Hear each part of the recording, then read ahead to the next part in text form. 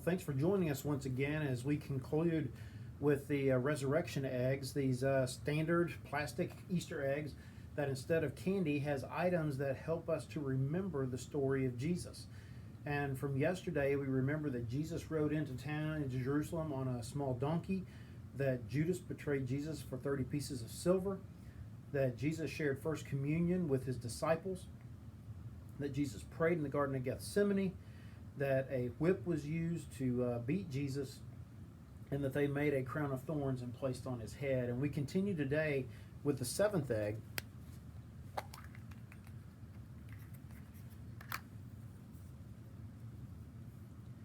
And we remember the nails and the cross.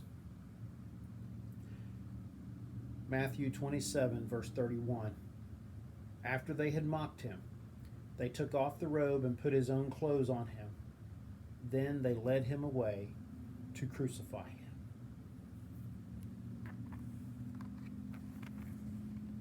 In the next egg, we find a die. This is to signify the casting of lots, a way of gambling to win something. Mark 15, verses 23 through 24. They brought Jesus to the place called Golgotha, which means the place of the skull. Then they offered him wine mixed with myrrh, but he did not take it. And they crucified him. Dividing up his clothes, they cast lots to see what each would get.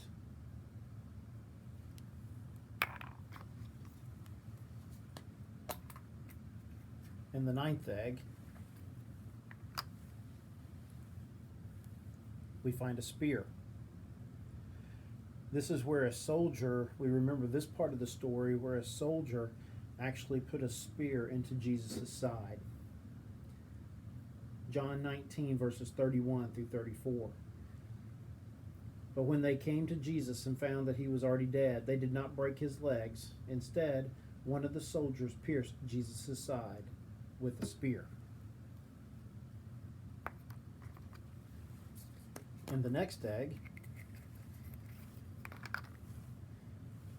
we find a small piece of linen cloth.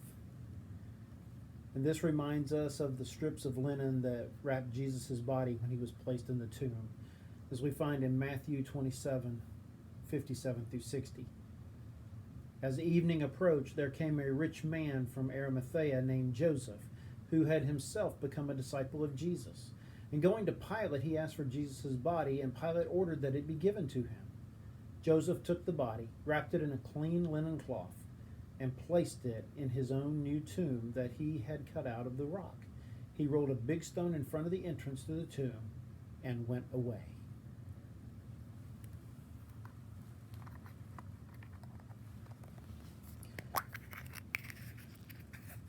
In the next egg, we find a stone. We remember that it was a large stone that was rolled in front of Jesus' tomb. And again, in Matthew 27, beginning with verse 59, Joseph took the body, wrapped it in a clean linen cloth, and placed it in his own new tomb that he had cut out of the rock. He rolled a big stone in front of the entrance to the tomb and went away. Mary Magdalene and the other Mary were sitting there opposite the tomb. The next day, the one after preparation day, the chief priest and the Pharisees went to Pilate. Sir, they said, we remember that while he was still alive, that deceiver said, after 3 days I will rise again. So give the order for the tomb to be made secure until the third day. Otherwise his disciples may come and steal the body and tell the people that he has been raised from the dead. This last deception will be worse than the first. Take a guard, Pilate answered. Go and make the tomb as secure as you know how. So they went and made the tomb secure by putting a seal on the stone and posting the guard. And then finally, the last egg contains, it's empty. As you might have expected, this represents the tomb of Jesus Christ on Easter Sunday. And we remember from John, the 20th chapter, the first 2 verses. Early on the first day of the week, while it was still dark, Mary Magdalene went to the tomb and saw that the stone had been removed from the entrance.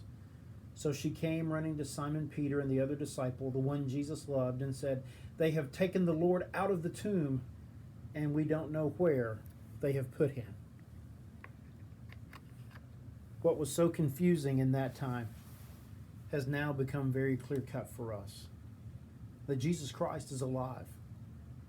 That even beyond the death of crucifixion, God's miraculous power to work something that we may never fully understand occurred on that Easter Sunday when Jesus is raised to new life.